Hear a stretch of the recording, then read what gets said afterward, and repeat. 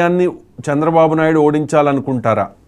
ఓడించడం వల్ల చంద్రబాబు నాయుడుకు కలిసి వచ్చే ఏంటి, ఏం కలిసి వస్తుంది?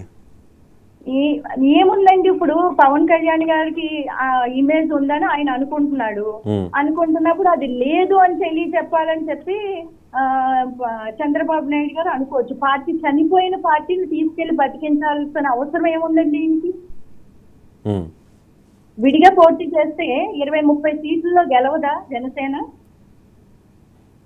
అంటే నిజంగా అంత బలం పుంజుకుందా 2019 ఎన్నికల తర్వాత? 2019 ఎన్నికల తర్వాత బలం పుంజుకుందని మేము అందరం కూడా చాలా సంతోషపడ్డాము. కానీ అక్కడి నుంచి వారాహి యాత్ర అయిన దగ్గర నుంచి కూడా పరిణామాలన్నీ మారిపోవడం, చంద్రబాబు నాయుడు గారు జైలుకి వెళ్ళడం, ఈయన వెళ్ళి రోడ్ల మీద దొల్లేసి అక్కడ అమావాస్యని కూడా చూడకుండా అక్కడ వెళ్ళి పొత్తు ప్రకటించడం, ఇవన్నీ చూస్తుంటే అనుమానాలు నిజమేమో.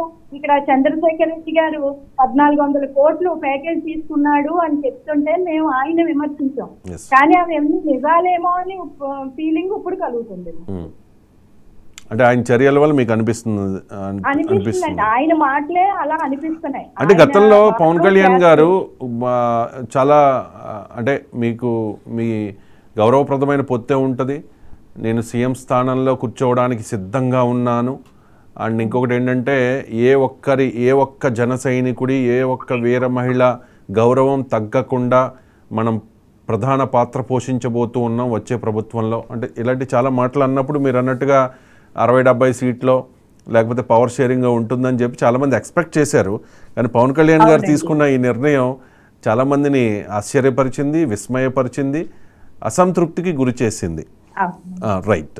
ఇక పవన్ కళ్యాణ్ గారు పిఠాపురం వస్తున్నారంటే ఎవరైనా స్వాగతించాలండి. ఒక అధ్యక్షుడు వస్తుంటే ఖచ్చితంగా మేము స్వాగతం పలుకుతాం. కానీ అంత ఒక మహిళకే న్యాయం చేయలేని వ్యక్తి పార్టీలోంచి బయటికి పంపించేసాం మేము అని చెప్పుకునే వీళ్ళు సోకాళ్ళ నాయకులు అందరూ కలిసి రేపు పొద్దున్న వీళ్ళు ఏం చేస్తారు? జనాలకి మాత్రం ఎవరేం చేయగలరండి వీళ్ళందరూ? ఇక్కడ అందరికీ వచ్చే డౌట్ ఏంటంటే పవన్ కళ్యాణ్ చాలా, ఆయన ఐడియాలజీ చాలా డిఫరెంట్గా ఉంటుంది, ఆయన సేవా తత్పరత ఇవన్నీ కూడా చూస్తూ ఉన్నప్పుడు ఆయన డిఫరెంట్ పొలిటికల్ లీడర్.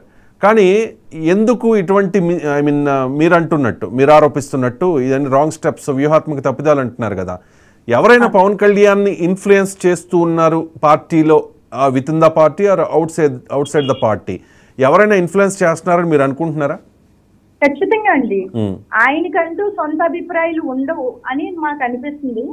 ఎందుకంటే ఎవరిని నమ్మితే, పక్కన ఎవరైనా ఒకళ్ళు ఉంటే వాళ్ళని నమ్మి గుడ్డిగా ఫాలో అయిపోతారు. ఆయన గ్రౌండ్ లెవెల్ ఏం జరుగుతుంది, వాస్తవాలు ఏంటి తెలుసుకుంటే అంత ఓపిక ఆయనకి లేదు. ఎవరో ఒకళ్ళు రాసిస్తే చదివేయడం అలవాటు అయిపోయింది ఆయనకి.